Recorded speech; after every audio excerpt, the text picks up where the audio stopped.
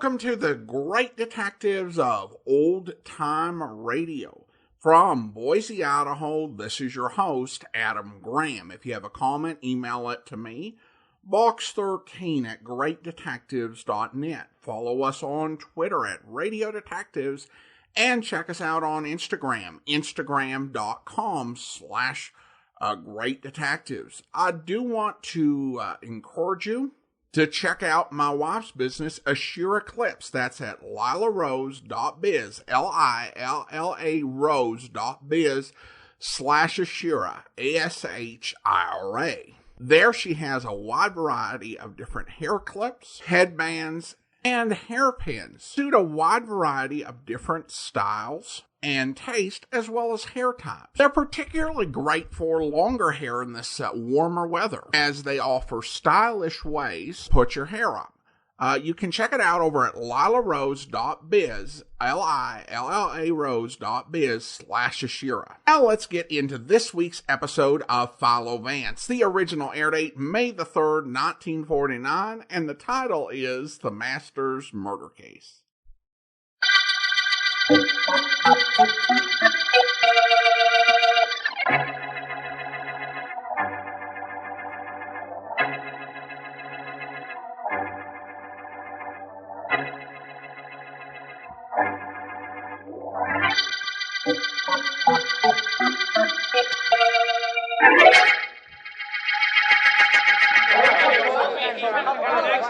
Listen to me, men.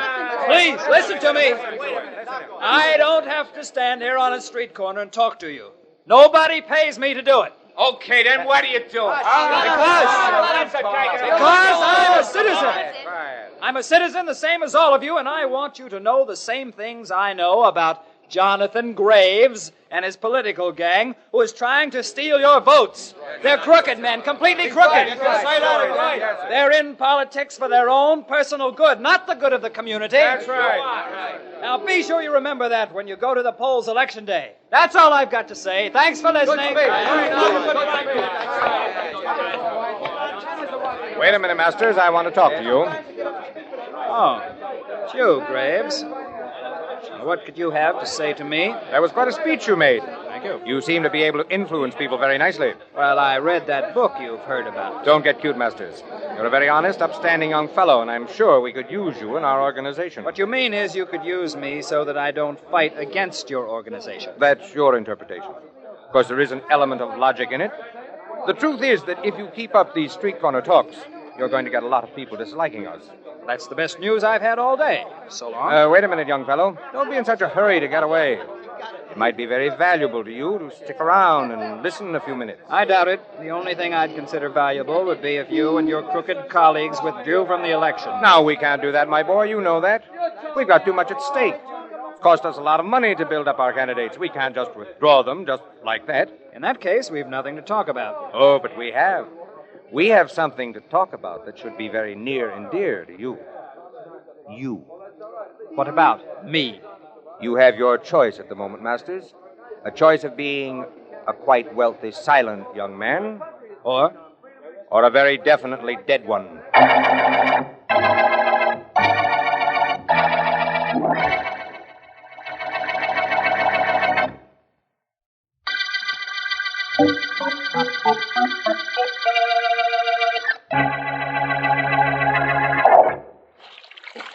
Come on in, Eddie. The water's fine. Well, move over. Give the guy room to dive. Okay. You want all the water in this pool for yourself?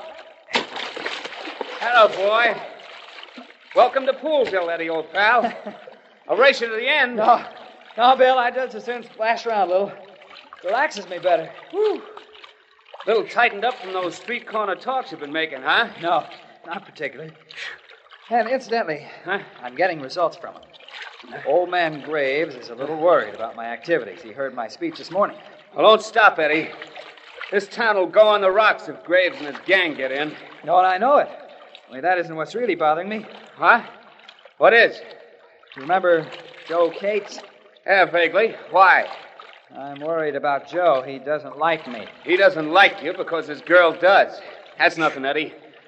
Lots of guys have fallen in love with another guy's girl. Come on, let's make the end of the pool. Huh? I'll give you a couple of yards start. Well, I'll swim there with you, but let's not race. Okay.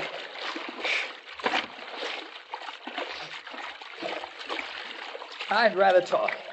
Look, talking and swimming aren't for me. Let's sit up the edge of the pool if you want to gab. Good enough.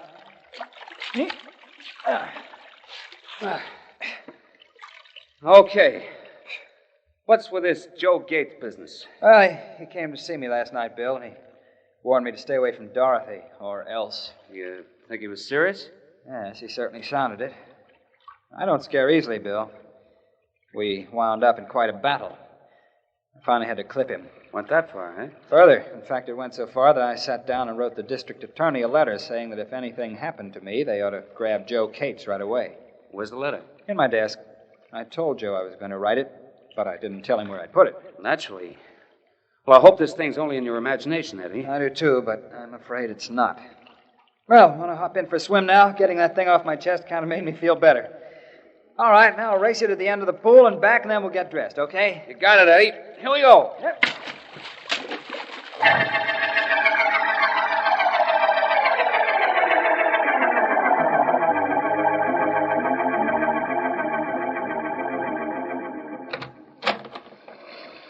Wow, look at it come down, Eddie. Bad. I guess old Jew Pluvius didn't think we got wet enough in the pool. Probably. Lucky I don't live very far. Wait with me out here and I'll get a cab and drop you off. No, by the time you get a cab, I'll be home in bed. All I have to do is walk to the corner, turn it, and I'm practically on my front doorstep. Lucky you. Yeah. Okay, Eddie, I'll be seeing you. And don't worry about Joe Cates. I'll try not to. Hope you get that cab in a hurry. Thanks. Night. Bye.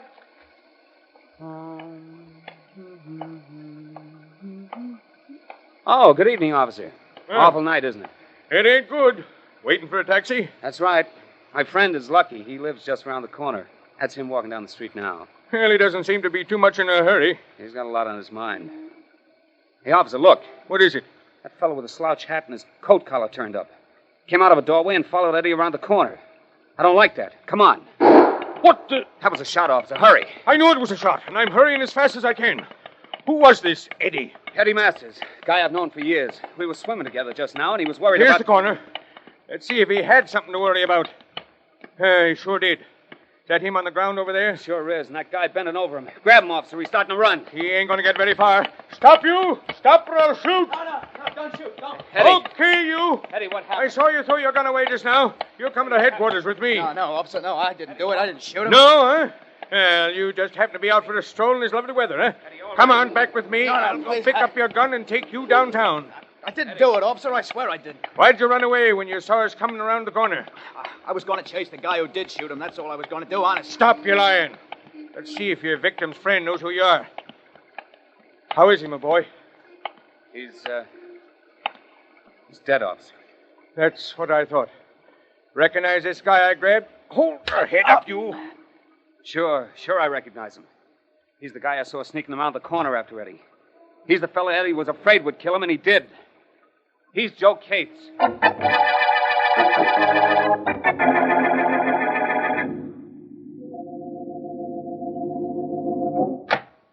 Hello, Miss Morgan. Oh, Mr. Vance, please come in. Thank you. Is Mr. Markham in? He's in his private office. He's been trying to reach you. Yes, I know. I phoned my office and they gave me the message. Is that you, Vance? That's right, Markham. Please come in here, will you, Vance? Well, the command of the district attorney permits no pleasantries between you and me, Miss Morgan. Excuse me. Of course. Hello, Markham. How are you, Vance? Fine, thank you. And you? I'm not sure. Sit down, won't you, Vance? Yes, thanks. I have something on my mind, something important. Of course. Does it have anything to do with the trial you're conducting? Everything. Vance, I left that courtroom today knowing definitely I can get a conviction in the state's case against Joe Cates. And that bothers you? Yes. Every bit of evidence points to Cates being the killer. Yet when we adjourned today, for the first time in my life, I was sorry that I'm the district attorney. Well, this sounds serious, Markham. Tell me about it. I'll tell you as much as I know. Joe Cates was picked up near the spot where Edward Masters was murdered, and we rushed the case to trial, as you know. Tell me the things I don't know, Markham. Perhaps that would be easier. All right. A witness, Bill Miller, saw this Joe Cates follow the victim around the corner, Then Miller and a policeman heard a shot and found Cates bending over Masters' body. The newspapers say Cates threw away his gun and started to run, but the policeman overtook and overpowered him. That's the way it happened, isn't it, Markham? Yes, and despite a letter in which Masters wrote he feared Cates, I'll tell you something, Vance. Cates denies shooting Masters, and I don't entirely disbelieve him. No? No, despite this letter the victim wrote naming Cates as the man who had threatened him.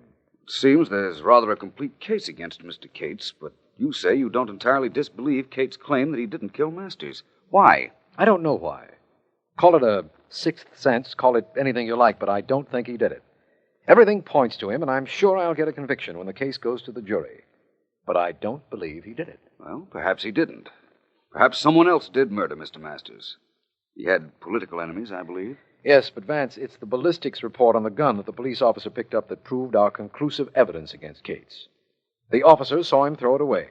And it's the murder gun, all right, a pearl-handled automatic, 45. I know why you tried to reach me. As the district attorney, there isn't anything you can do to prevent Joe Cates from being convicted. But as a man, I'm sure he didn't murder Masters. And tomorrow I've got to put him on the stand and convince the jury that he's guilty. I know how you feel. Let me see. There are 3 reasons why Cates is believed guilty. The witness who saw him trail Masters around the corner, the letter written by Masters and indicting Cates, and Cates' gun which the officer saw him throw away and which has been proved to be the murder weapon. That's right. Combined, they form irrefutable testimony against Cates. But you're not too happy about the certain proof you have that Cates is a murderer. Definitely not. Only there isn't anything I can do about it. I don't like to see you unhappy, Markham. Maybe there's something I can do about it. I'll be at the trial tomorrow.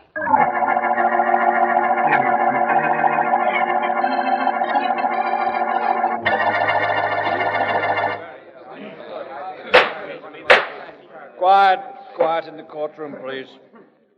Continue with your interrogation of the witness, Mr. Defense Attorney. Thank you, Your Honor. First, I'd like him to identify this photograph. Excuse me. May I? Pardon me, please. I've saved the seat for you, Mr. Vance. Here. Thank you, Miss Morgan. Well, how is Mr. Markham doing? Wonderfully. He can't miss getting a conviction. The defense attorney is questioning the main witness now, but it won't mean a thing. Listen. Now, the photograph you just looked at, Mr. Miller, shows the scene of the crime, Blake and Daggett Streets, and includes the spot where you were standing. Is that correct? That's right. Now, you say you saw a figure whom you identified as Joe Cates turning the corner after the victim, Mr. Masters, had passed. That's right. Now, do you mean to say that you could definitely identify a figure in a pouring rain late at night, a figure with his coat collar up and his hat pulled down at so great a distance? Yes, I do. I'm positive it was Joe Cates. The street lights were bright enough for me to see him. I even knew what color suit he was wearing under his coat. I could see the color of his trousers. That's how bright it was. That's all. Your witness, Mr. Markham. No questions. See what I mean, Mr. Vance? Mr. Markham has a cinch in this case. So it appears. Your Honor, I wish to call back upon the stand my client, Mr. Cates. Very well. Mr. Cates, please. Will you take the stand? Yeah, I'll do it. Okay, now what? Mr. Cates, the state declares that a police officer seized you a short distance from where Mr. Masters' body was found lying on the ground. Well? A witness, Mr. Miller, says he saw you turn the corner shortly after Mr. Masters had passed. That's right, I did turn the corner. I was following Masters to protect him. From what? I knew he was in danger. I knew I'd be blamed. I was following him to see that nothing happened to him. Mr. Cates, a police officer says he saw you throw your gun away. Is that true? Yes, I did throw my gun away. I didn't want to be caught with it on me. The state says that gun the officer picked up, the one you threw away, killed Edward Masters. I know. I've heard it a dozen times, only I can't help what the state says. All I know is I didn't do it.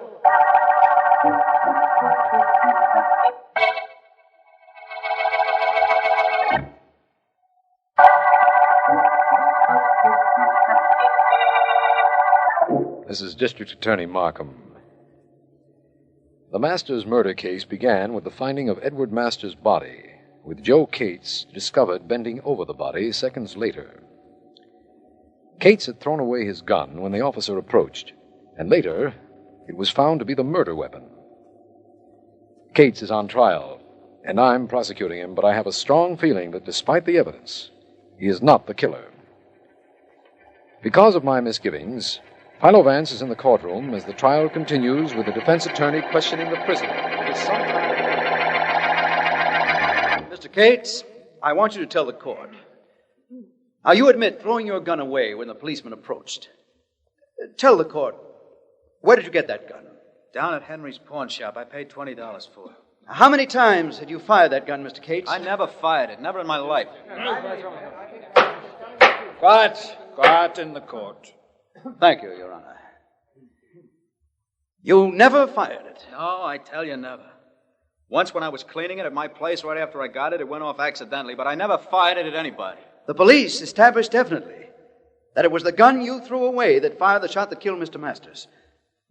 Now, how do you explain that? I'll tell you how. I'm being framed, that's how. I never fired that gun. I never aimed it at anybody, and I never murdered Edward Masters, but it doesn't look to me like anybody's going to believe that.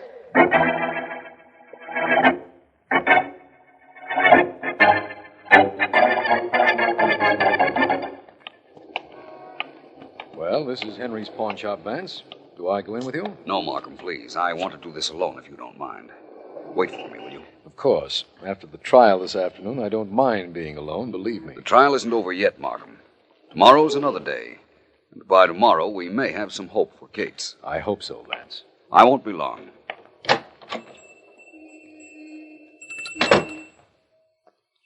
Yes? Yes? What can I do for you, sir? I'm not sure. Can anyone hear us? There's no one here, sir. Nobody but the two of us. What is it you want? A gun. I'm sorry, sir. Guns do not sell. If you have something to pawn, I'll gladly look at it. If you wish to purchase something, I'll gladly sell it. Except guns. Guns I do not sell. I've got a lot of money. Money wouldn't help me if I went to jail. A lot of money, you say? That's what I said. What kind of a gun? How much do you want for a .45 automatic, pearl-handled? With a pearl handle, it'll cost you $100. Without, it's less. How much less? I have a foreign pistol for $20. I have them for any price over that. Thank you. That's what I wanted to know. I'll be back. When they say they'll be back, they never come back. Plenty of money, huh? Good day, sir. Well, Vance, what'd you find out? Nothing definite, Markham, but something that insists that I continue on this case. I don't know how I'm going to prove it at the moment, but I think that I can blast the most incriminating evidence against Joe Cates. Possession of the murder gun.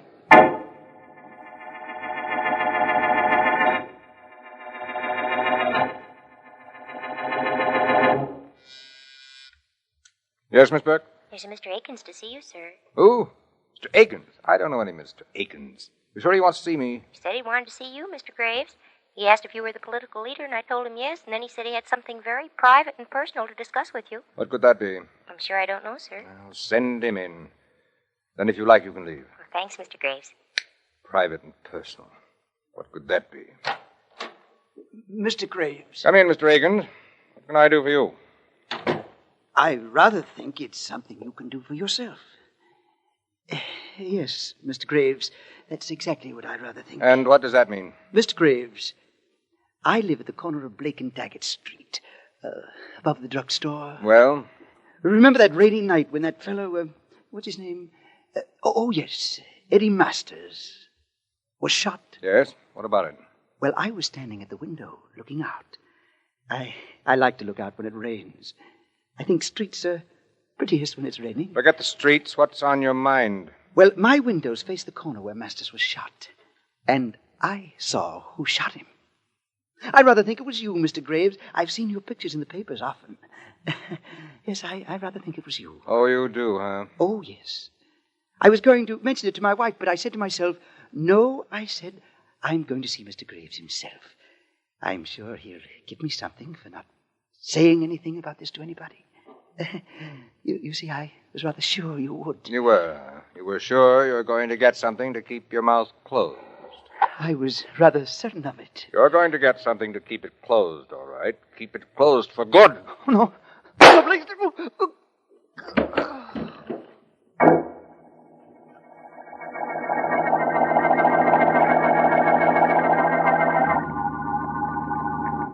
This, Markham, will prove something to us or nothing, but it must be done.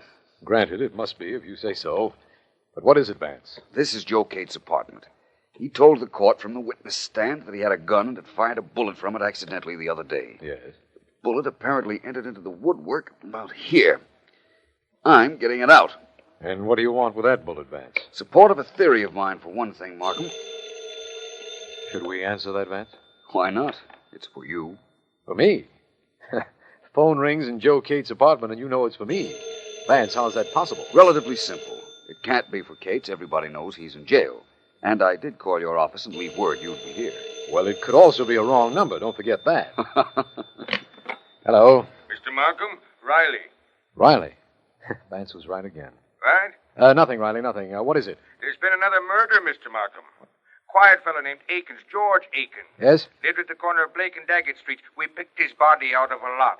Shot through the head. Where are you calling from? The morgue. Akins' widow just identified the body. Thought I'd let you know. Well, I'm glad you did. Thanks, Riley. Bye. Well, Vance, just to make matters worse, there's been another murder. A fellow named Akins lived at the corner of Blake and Daggett Streets. Shot through the head. Well, rather unfortunate for Mr. Akins. But it doesn't make matters worse for us. Why not? It's just another murder the police will have to solve. Perhaps. Where did the murder of Edward Masters take place, Markham? At the corner of Blake and Daggett. Vance. You see what I mean, Markham? I think perhaps our Mr. Akins might have seen the Masters murder, tried a shakedown, and got himself killed for his efforts. Sounds reasonable, doesn't it? Well, it can't be coincidence. That's the way I feel about it, too. Now, Markham, there's something I want you to do for me. I want to be present when the bullet taken from Akins is compared with this bullet I just took out of the wall in Kate's apartment. All right, Vance, but why? Because the answer to that question is the answer to the Masters murder, Markham.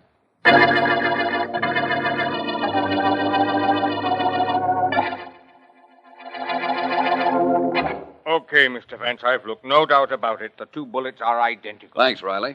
Satisfied, Markham? I'm completely satisfied that the bullet we took out of the wall in Kate's apartment came from the same gun as the bullet that killed Akins. But what does that prove? Everything. Everything to my satisfaction. I'm convinced now that Cates did not kill Masters. Satisfied beyond the shadow of a doubt. And I understand that Masters was particularly active against a political organization trying to get into power. That's right. He made street corner speeches against the organization every day. The head of that party is a Mr. Jonathan Graves, I believe. Yes. Get him in your office, Markham. I'm going to see Akins' widow. With half a break, we'll clear up this case in an hour.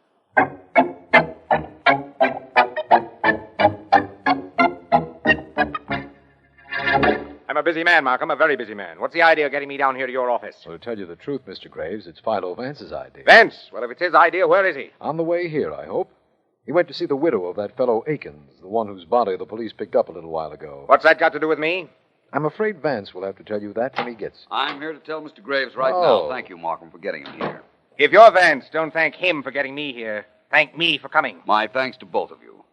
Mr. Graves, I've just come from seeing the widow of George Akins. So Markham was telling me. She told me a rather strange thing. She said that her husband was going to see you just before he was shot. Maybe he was. He never got to my office, though. That's still stranger. The young lady in your office told me that she showed Akins in to see you. That's the reason I was delayed, Markham. I saw both Mrs. Akins and Mr. Graves' office assistant. Okay, so he was in to see me. What about it? He left. I never saw him again. Mr. Graves, you made a terrible error, leaving your gun in your desk drawer. You don't trick me, Vance. I didn't leave it in any drawer. I've got it with me right here. Thank you. I'll just take it if you don't mind. Come now, Mr. Graves. You have no reason for not giving it to me, have you? No, of course I haven't. No, I won't do it. I won't give it to you. Oh, yes, you will. I'm taking it from you. Stop it, you break. There, you've got it now. What do you want it for? For a wonderful reason, Mr. Graves. It's undoubtedly the gun that killed Mr. Akins, for one thing. You think my gun killed Akins? No, but this is not your gun. I think your gun killed Edward Masters. It was Joe Cates' gun that killed Akins. But you fired both guns, Mr. Graves. Markham, when Cates' trial is resumed tomorrow, ask that the charge against him be dismissed and that Mr. Graves be held for Masters' murder.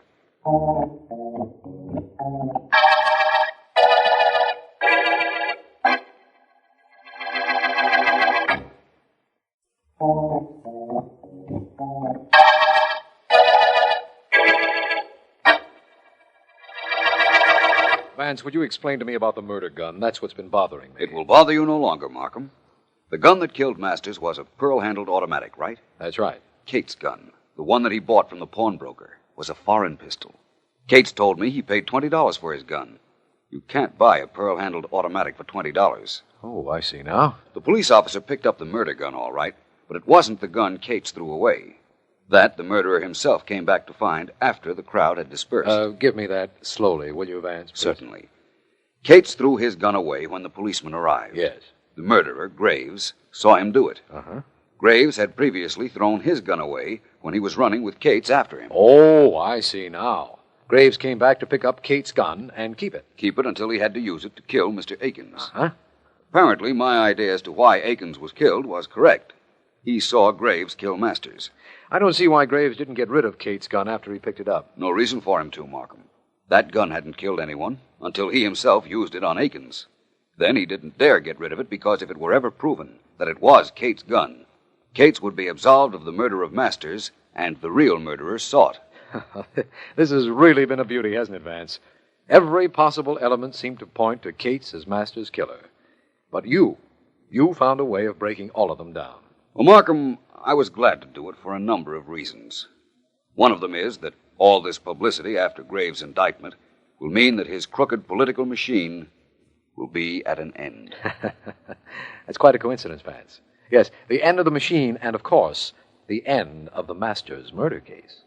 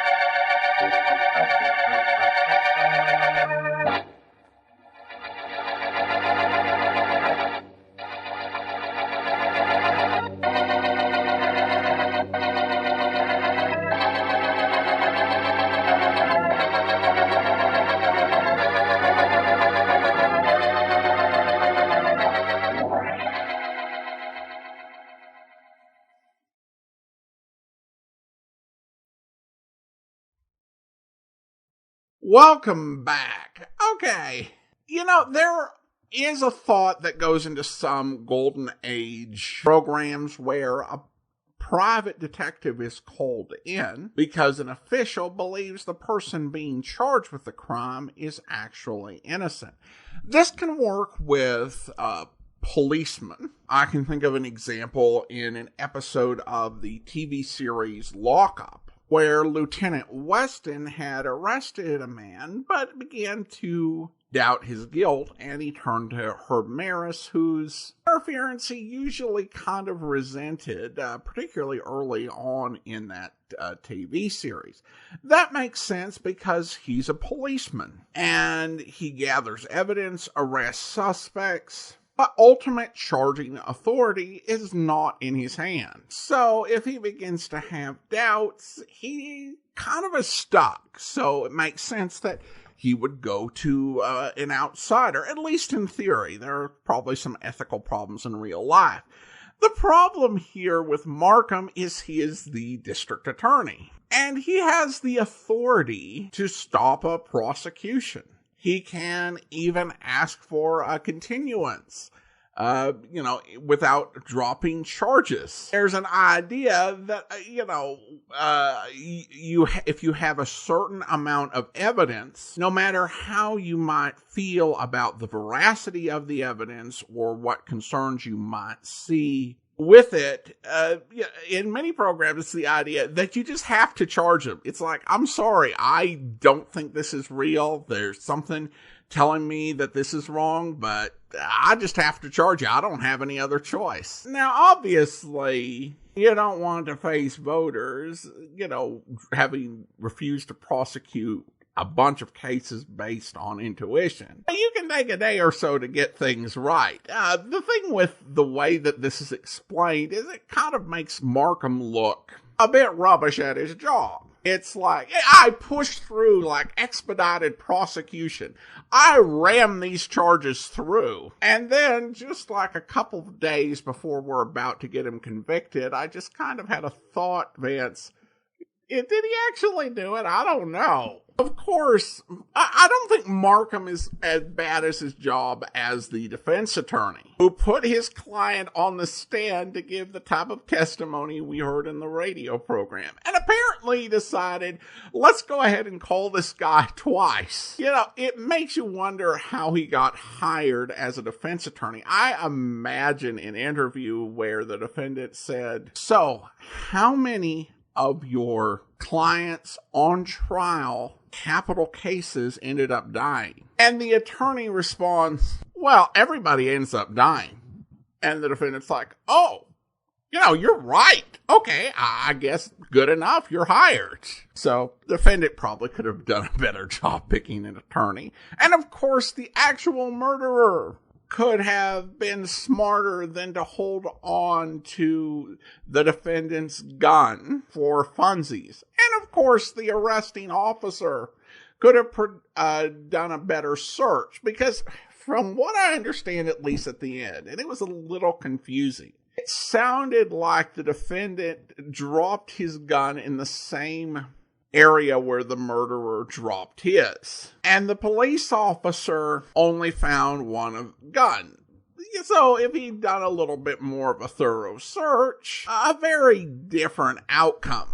And this, I think, is the big thing you have to realize about Philo Vance, is I think he is like the only competent person in the entire city in his world. And that calls to mind the old saying that in the country of the blind, the one-eyed man is king. It's the same thing for the only competent man in New York City. Everyone else is, to one degree or another, a complete incompetent. And the degree to which anyone other than Philo Vance has any accolades is kind of just like degrees of incompetence. So that's my new theory for the Philo Vance universe. We will see how it holds up over time. Well, now we turn to listener comments and feedback, and we have a message from Sebastian. Sebastian writes, congrats on the kid.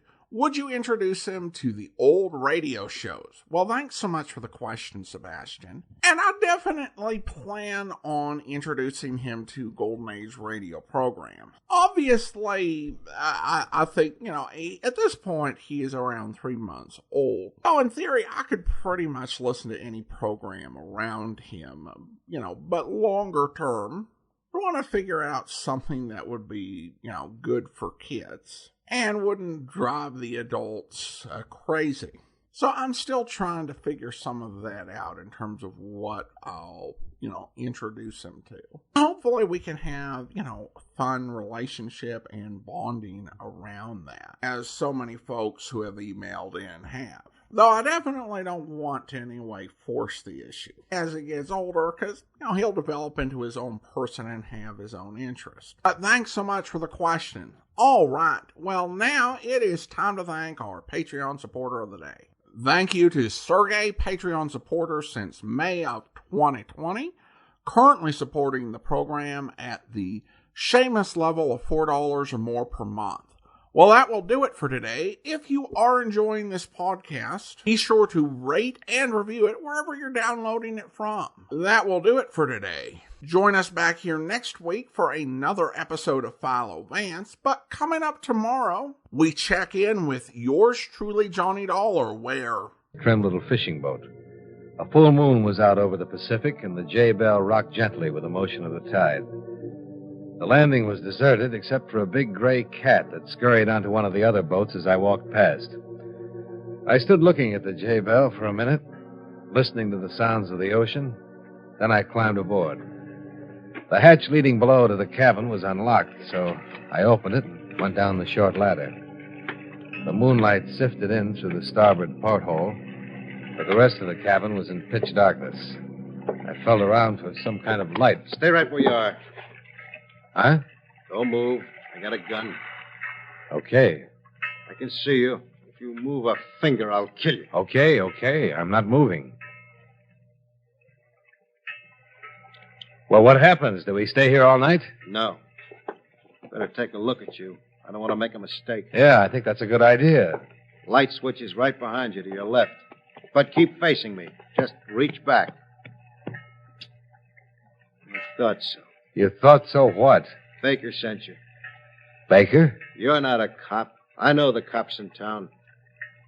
You must be Dave Geller. You know I'm Geller. Look, my name is Dollar. I'm an insurance investigator. Sure. I'll show you my credentials. Keep your hands at your sides. I'm telling you the truth. I work for the Universal Bonding and Indemnity. Your ex-partner was insured with us. I hope you'll be with us then. In the meantime, do send your comments to box13@greatdetectives.net. Follow us on Twitter at Radio Detectives. And check us out on Instagram, instagram.com/greatdetectives. From Boise, Idaho, this is your host, Adam Graham, signing off.